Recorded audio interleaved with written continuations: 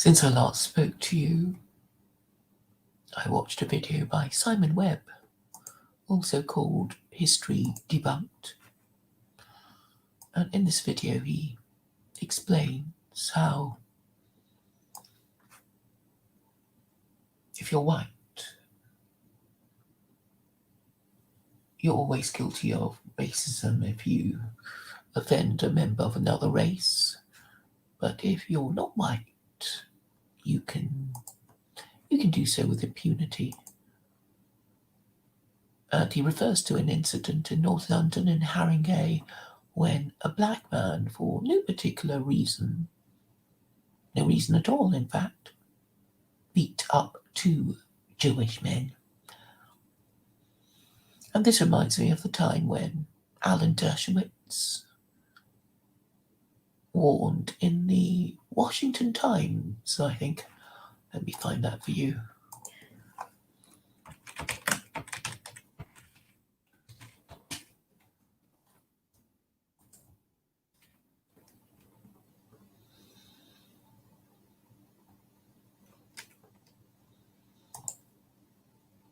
Washington Examiner. Intersectionality is a code word for anti-Semitism.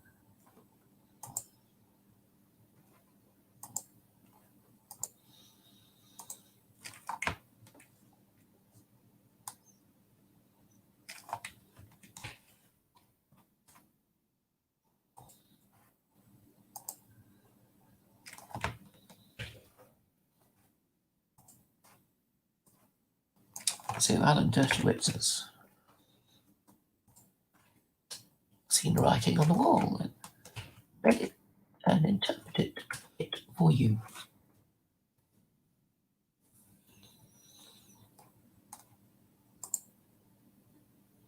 So he's basically saying, ultimately, Jews are going to get it in the neck again. But there is a way out. I offer a way out.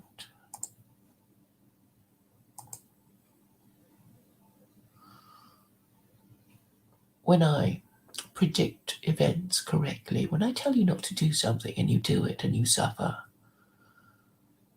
when I predict the future and it comes true, you really should listen. A lot of these things are, well, pretty obvious. Intersectionality is patriarchy, the social hierarchy of patriarchy inverted. Now, why would any society put up with that?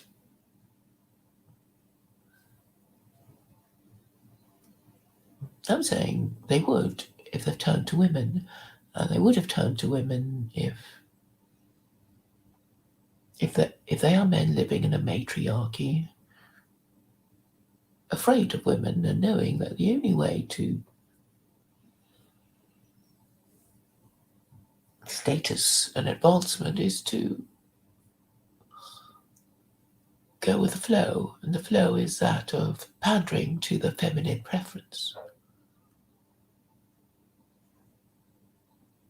And obviously the way to stop suffering is to challenge it.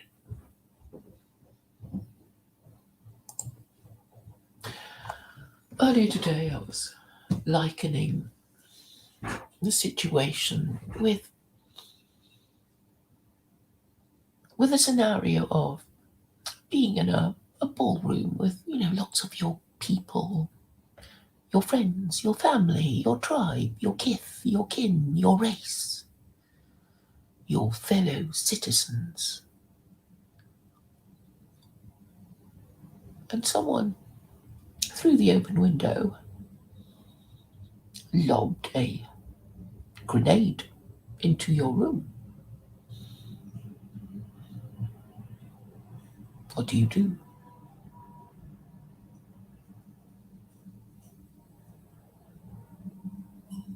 Stampede out of the room without telling anyone? Some of you might do that, I know.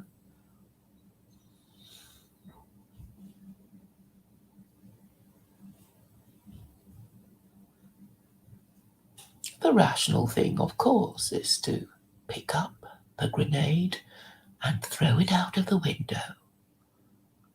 And doing this will have attendant risks. It might blow up as you approach it. It might blow up as you pick it up. Yes. Does that mean you shouldn't do it? That would be disgraceful. Particularly if you know what's going to happen with a grenade that has its pin taken off.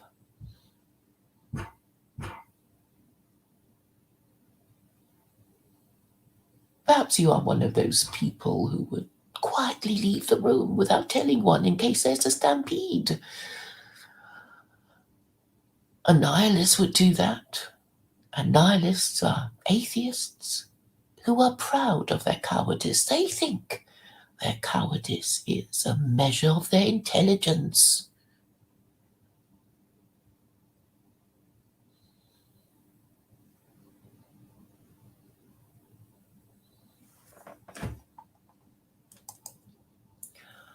But we know that nationalism is a poor man's political ideology. It's the ideology of plebeian races who can't discuss ideas. Not even the ones who went to a good university can discuss ideas. They are degenerate, they are corrupt, they are cowardly, stupid, skint, scared. So they're not marriageable, the women of their own race don't want to marry them, and they probably don't want to marry any woman of their race because it would mean, well, the responsibility of paying for the legitimate children that they might have, and they're not interested in things like that. They think everything can be sorted by kicking out Jews, kicking out Muslims, closing down mosques. And their leaders don't tell them any different. Because it wouldn't do to tell these people off who are usually no more than welfare-claiming, unskilled labour that no one wants to hire anyway. Well, their leaders don't tell them these things. They can still be milked for whatever they have extra from their benefits.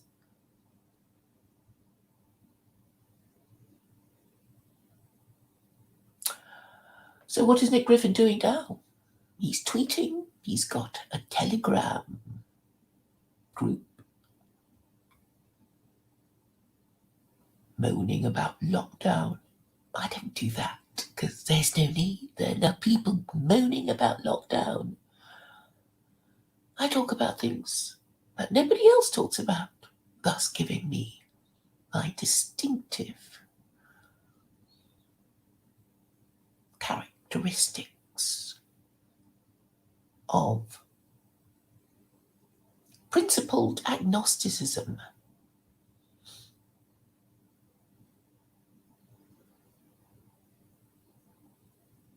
So are there any nationalists capable of discussing ideas?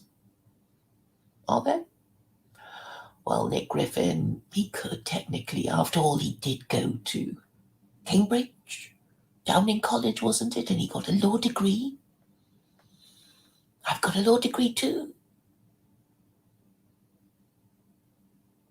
Do you think he's going to talk about these things with me or not? I think he hangs around in Irish circles these days to, I suppose, give the Irish the impression that he has more experience in matters to do with European nationalism, British nationalism, that sort of thing, because he's been an MEP. But he won't be discussing ideas with anyone. You see, nationalists are not known to be discussing ideas. Perhaps this is the activity of philosophers engaged in metaphysics. And metaphysics is the discussion of the meaning of abstract nouns. People who want to talk about things like justice and meritocracy and nationalism and the national interest. And most people don't really care about these things. They're not really even capable of getting their heads around these concepts. I do try, and they can't even give me the appropriate response. They can't ask a natural question. They wish to talk about something else, like the Jews. So you see, the retardation of thinking in these so-called political circles. They're literally not able to have these discussions because they're not intellectually equipped to do it, or they don't want to talk to me. Because what? I'm stupid? I don't know what I'm talking about?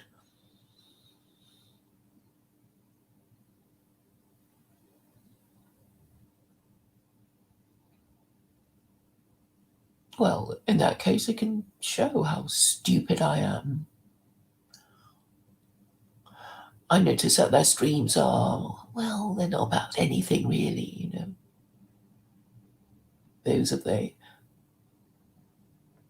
Those people who discuss ideas tend to use titles that are, well, not particularly informative, presumably to escape the scrutiny of leftists or something.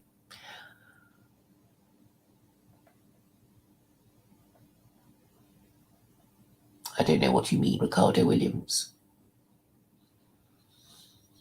He's extending the joke about me being a coffee table that doesn't go with the surroundings of their living room. This was by Stephen James.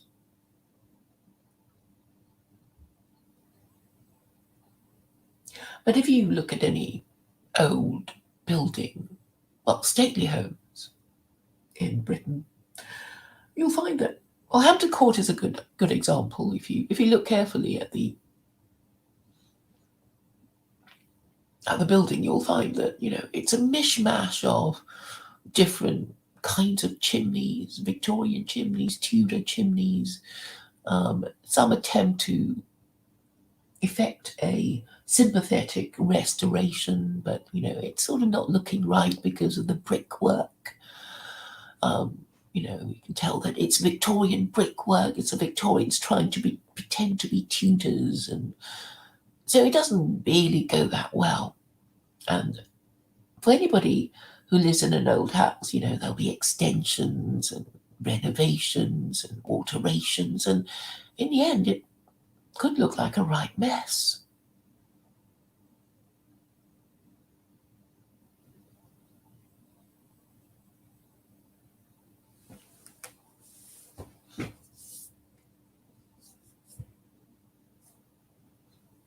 But what I'm saying, the title of this stream is about the state of nationalism, and unfortunately, you may not relish this description of nationalism in Britain, but these so-called nationalists are basically plebeian racists, and to call them nationalists is, well, a euphemism, really, because I think if you're a nationalist, you should be able to discuss the definition of nationalism, and none of them are interested in talking about these things. They don't care what words mean.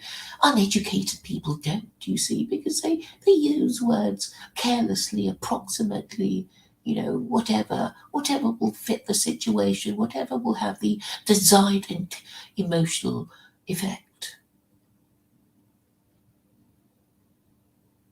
It was Confucius who talked about using words correctly, and I'm sure many people after that know the importance of using words accurately and precisely, but uneducated people with their narrow vocabulary don't care for these things. Whatever works. So it is this difficulty I'm faced with. I really can't get to talk to anybody who's sober enough or long enough to talk about these things. And of course, there is this conspiracy to ignore me amongst the bigger YouTubers through dishonorable cowardice, I would say. I mean, they do have degrees, in their cozy little circle of tea-drinking ninnies. I'm afraid I haven't been as dedicated as I could have been. I've really missed out on millennial. I mean, other than the one with Mark Collett talking about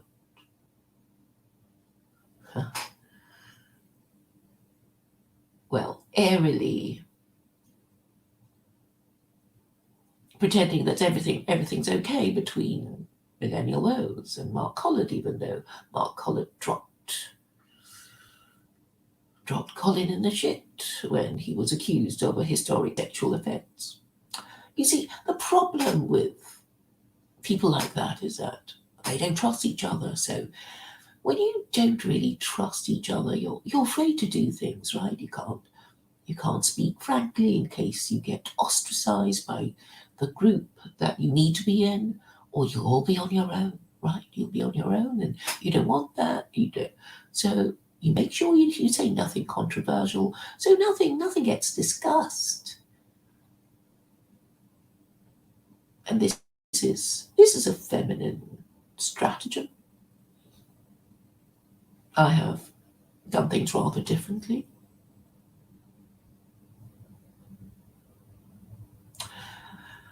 It's interesting, isn't it, that Ralph and I, not white, claim to be representing British nationalism. So it'll be interesting to see what happens. Obviously, we are unofficially anyway vying for supremacy. He has a bigger channel, so the next thing that falls to be considered is by what criteria could we prove that we have the support of the majority of nationalists.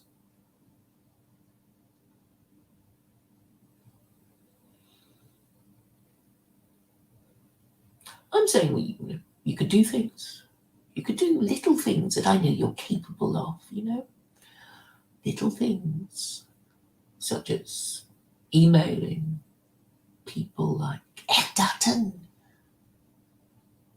or even millennial woes, telling them what you like, who you'd like to be on their channel, and telling them to man up instead of cowering in a corner and pretending I don't exist, that I've said nothing of importance or significance.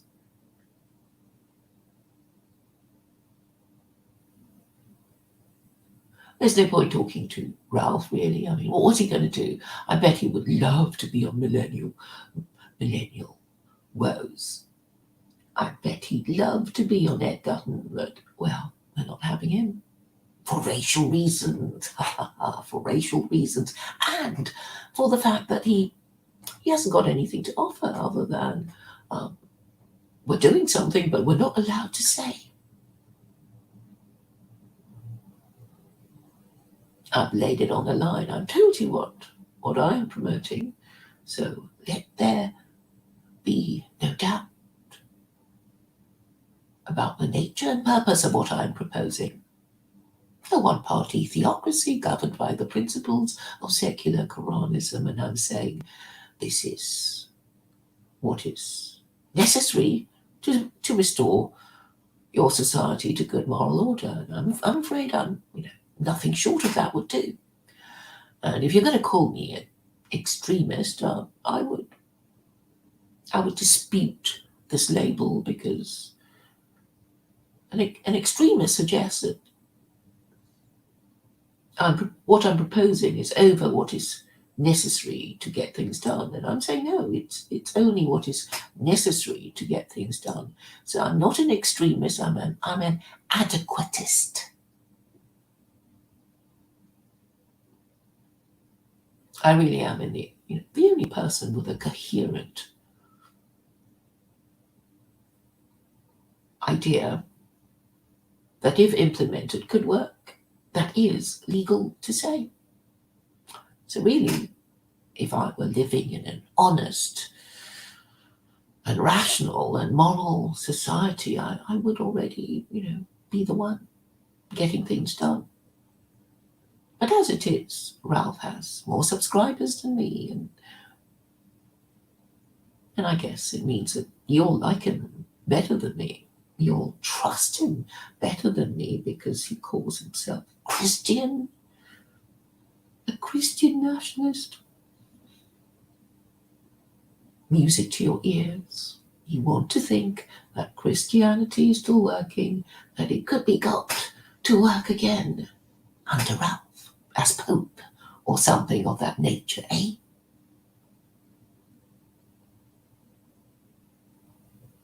And I'm saying, no, it's kaput. You have to use the next one. The Christian adjacent religion that isn't Christianity. That isn't any of the Eastern religions, and obviously can't be Judaism, because, that's already too hard for Jews.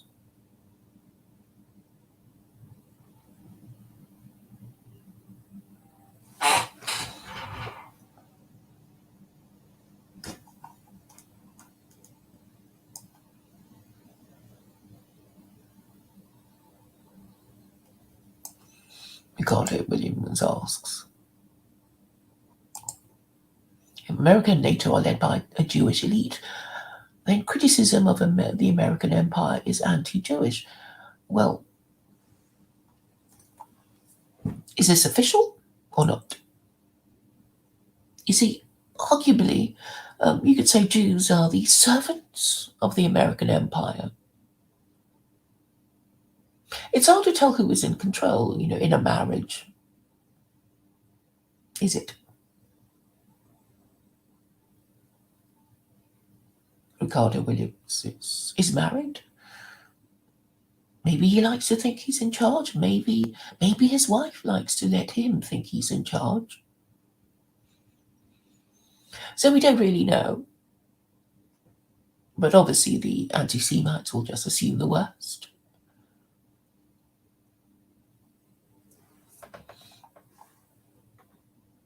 Tinkle Tink thinks religion is an evil thing designed to rot your mind. Can you give an example of this? Religion comes from the Latin religare, which means to bind. To bind what? To bind society, of course. It is what you need for social cohesion. I don't think Tinkle Tink is a married parent, so he won't care about whether people stay married or not. And if you want people to stay married or get married before they have children, then you need a religion capable of giving you a stable marriage, a stable family, and therefore traditions that are passed on from generation to generation. And people like old things, don't they? What do they say at weddings?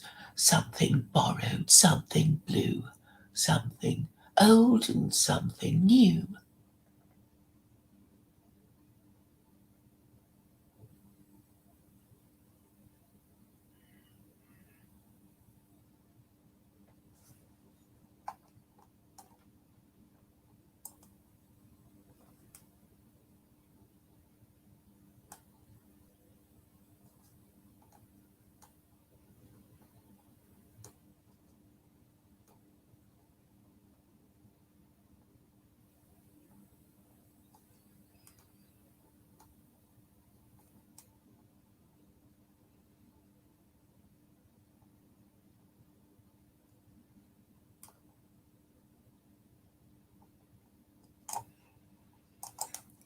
Joe talks about.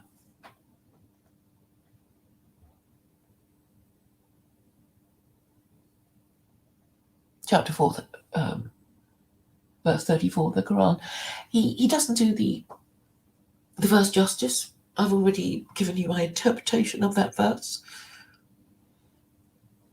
So, I don't want to go into it, except to say that no violence need be committed to get your recalcitrant wife into line.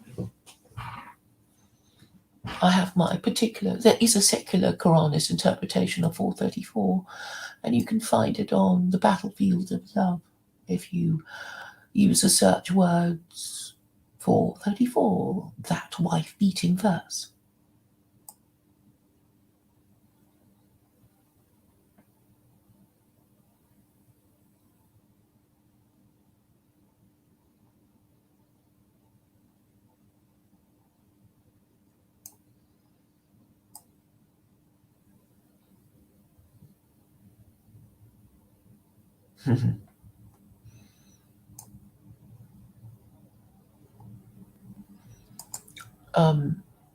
What are you saying? It's on, which is part of the problem. Yeah, nothing is official. Okay, there's a deep state, and maybe even the people in charge don't really know who's in control. But why do you have to keep focusing on the fact that there's some Jewish control? I guess it's because you married a Jewess. You don't need to. It's not important anyway. It's not important. If you want to work these things out, you need to work out the particular personalities of these people that you think are making policy. You don't even know who they are. And I'm saying that the system is wrong. The system allows insiders to manipulate the system to their own ends. And it will be the people behind the scenes whose names you don't know, who don't get sacked, who don't get elected, who don't get thrown out of office, who know the ropes. But all you want to do is blame the Jews. It's pathetic. Just because the anti-Semites are the ones who've had some, relation who's Jewish, like OV, he's got a Jewish stepfather and he can't get over it. He doesn't want to, probably. Michael McCarthy's had a string of Jewish girlfriends, and obviously it's turned his mind. So, and actually Jews who marry out do cause anti-Semitism by marrying a Gentile that it wasn't made to convert before marriage. So, well, they brought it on themselves. Marriage isn't about control. Then why didn't you get married?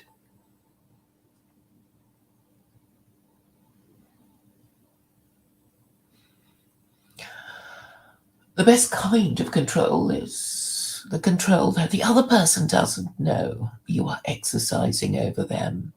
Obviously, you shouldn't be giving them orders because then they'll resent you. But yeah, marriage is a contract of mutual enslavement.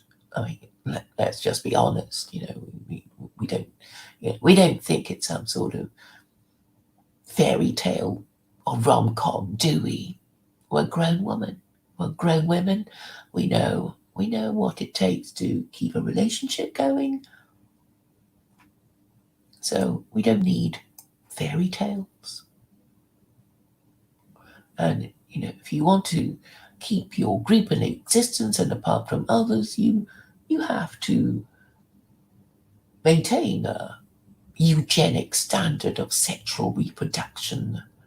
And that means insisting that people marry before having children.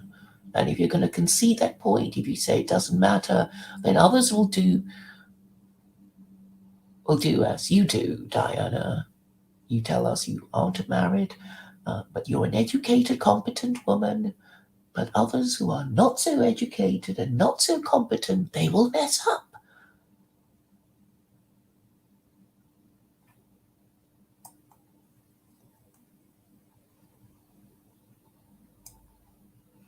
The American empire's leadership should declare itself so that it can be held accountable. I mean, anyone who's complaining about American foreign policy, neoconservatism, American imperialism, and the people who would most complain about it in America would be those expected to die for American foreign policy.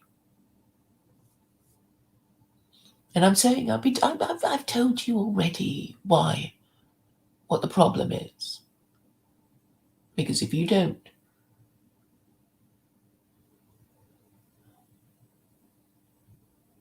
stop having your divisive elections, you will be controlled by corporate America.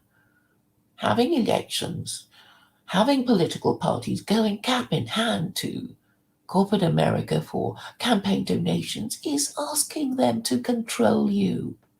Don't you get it? And I've told Ricardo so many times, like it's a one-party state, you need a one-party state. It is no, no, no, no, no, no, no. We can't do that. I can't say that I can't say that. It makes company, so you decide you don't need one. But I'm saying that's it. That's how you handed control of your government to corporate America. China's not letting that happen. Jack Ma, well, I think there might have been a few others, but Jack Ma, who owns Alibaba, well, he was kind of tapped on the shoulder by the party and told to pipe down because he was getting too big for his boots. And he did pipe down. So maybe that's what the US government needs to do to its corporate donors. Or just dispense with having elections and asking stupid people who don't care and don't know what the fuck they want.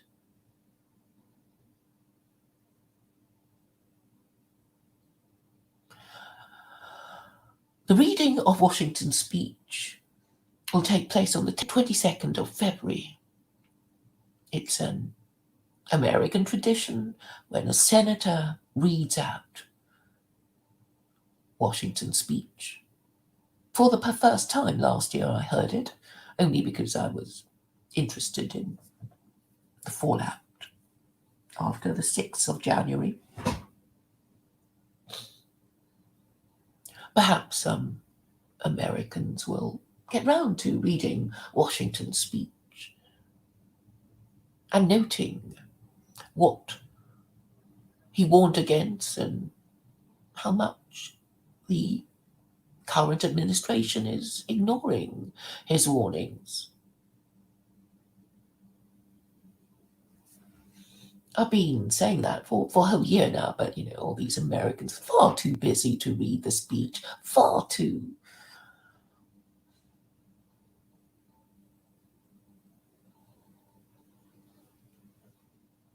dim to put two and two together. It's almost as if people don't really care. I mean, it's almost as if I could say every day to you, and we share the same house, I'm going out tonight, and I never go out.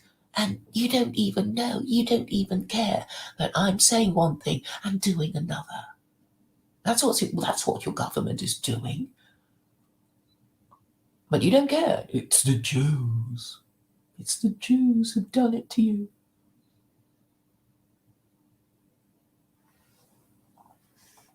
It's like I think it's a mental illness. Learning disability. What's this video you're talking about? I'll have a look.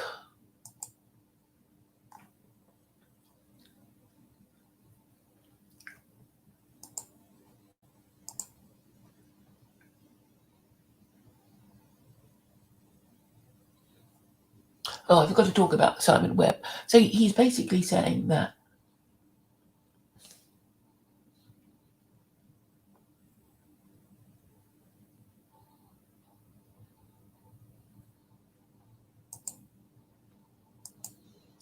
oh, that's my own video, isn't it?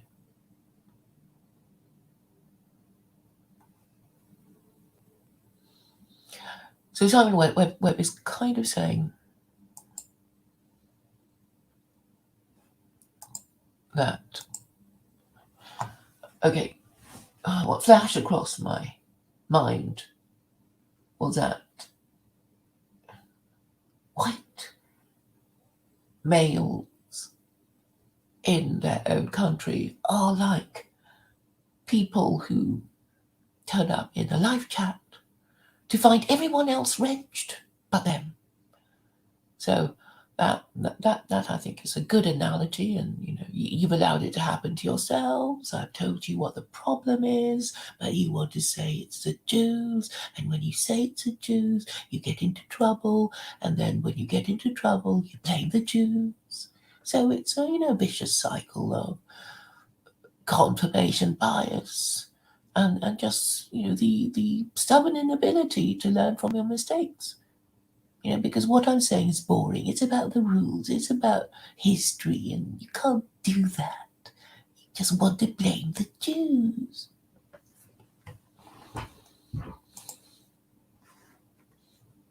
And Ralph does it so well, doesn't he? He panders to you. It's, on the one hand, it is the Jews, one stream, and then the next stream, oh, no, it's not the Jews. On the one hand, it's the Muslims, and then the next stream, no, it's not. And that's how he's acquired so many subscribers. He plays you all. Gives you a little bit of what you want one day, and gives a little bit of what the other lot want one day, and he does it in rotation, and that's his shtick. But he has basically nothing else. But the dim-witted plebeians like to hear his public schoolboy accent, because they think, if we close our eyes, we can think of him as a prime minister talking to us. That's what they like about him. And they are dim-witted incels. I know many of you are dim-witted incels, but I like to think that my quality of dim-witted incels is better than his.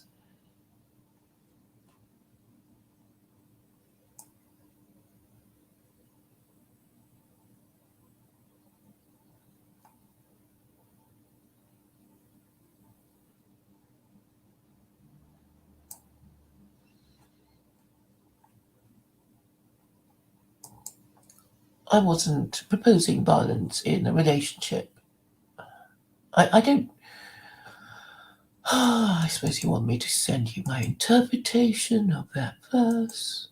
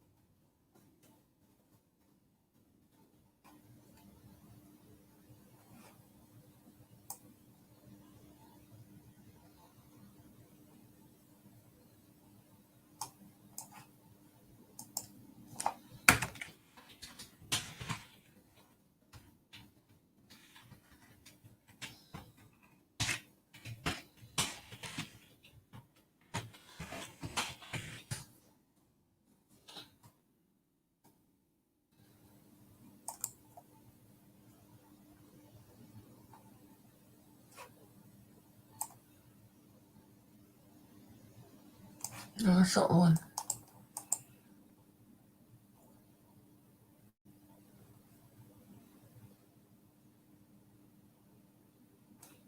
I find that the search engine is not really giving me, not finding things as quickly as it used to do.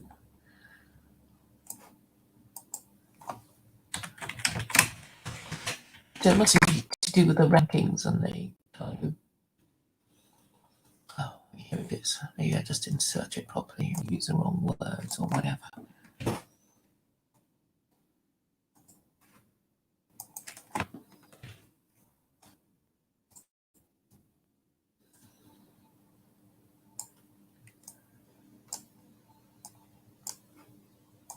And my computer's a bit slow.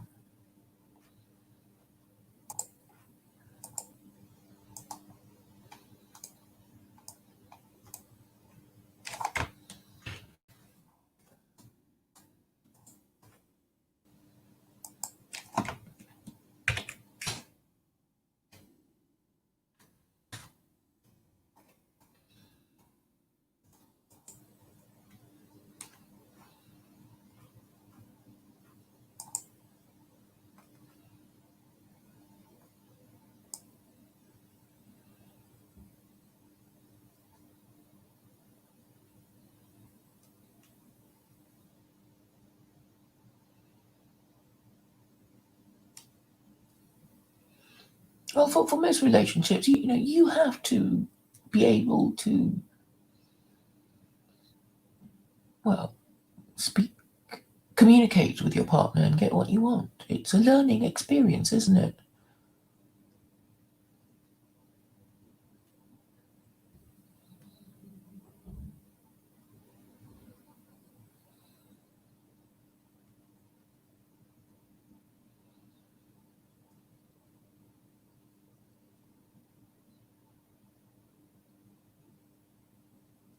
Now, I'm not, look, Ricardo, I'm not obsessed about Jews the way you are. It's just a sort of childish thing, You think that they're all, working together in some sort of conspiracy because you have some sort of theory about them.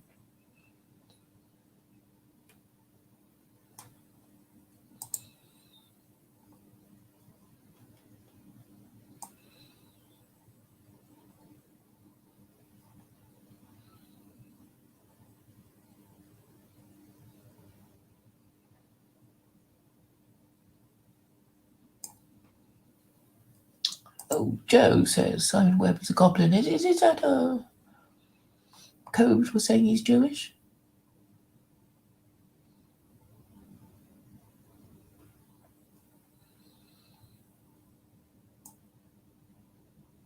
Well, if your women are not up to standard, you guys need to do something about it, right?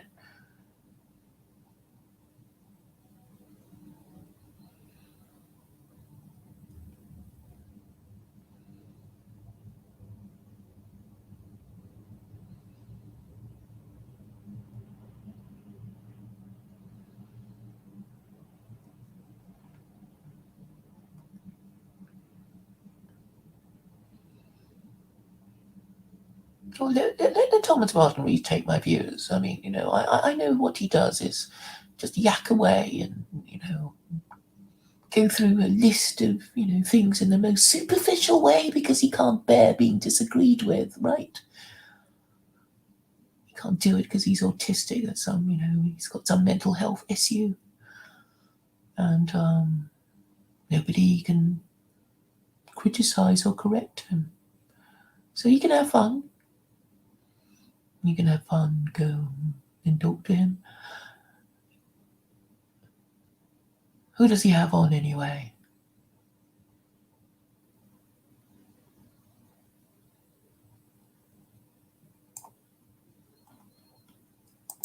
Marriage is about putting fences around your relationship so as to provide support when times get tough, such as when the relationship is stressed by the struggle of child rearing. Yes, with all the stresses of having to keep the home and the family going, you don't want to be frightened by your spouse just walking out on a whim.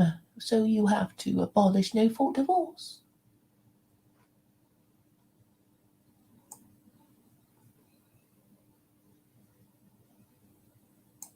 Well, Ricardo knows. Marriage is absolutely about control.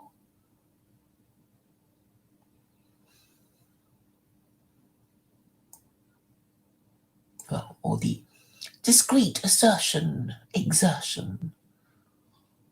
of control. So Ricardo Williams wonders what the point of the article by Alan Dershowitz. No, he's saying, it's a psychological thing.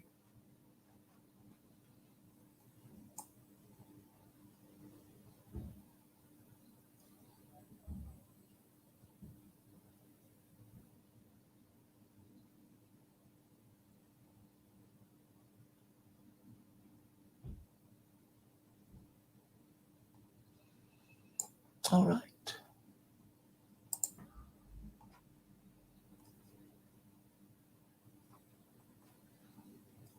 Oh, unwashed. Unwashed can't talk about ideas, What was his degree in geography or something? They can't talk about ideas. It's like, okay, to be fair to them, not many people can. Even though they went to university, they can't talk about ideas. So I need to talk about people who want to talk about ideas, but I can't find any.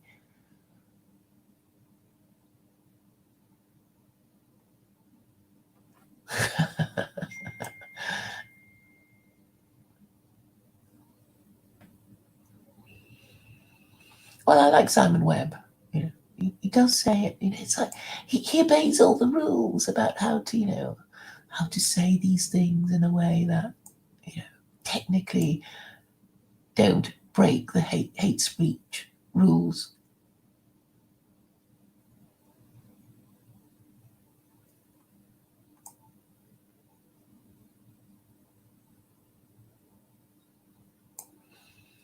Look, Joe, about the wife beating birds. I'm telling you, my interpretation. You don't have to adopt it, but that's my recommendation. If you don't want to hit your wife, you can give her a slap on the wrist, literally a slap on the wrist, and if she doesn't improve, you can proceed to divorce.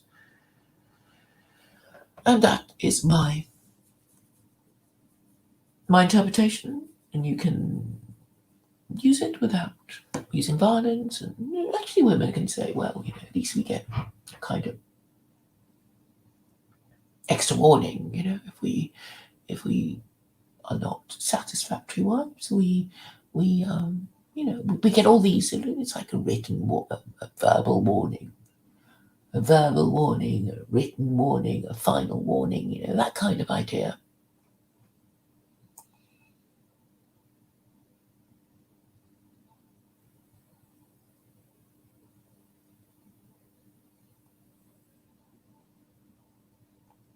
All right. I guess I've spoken long enough.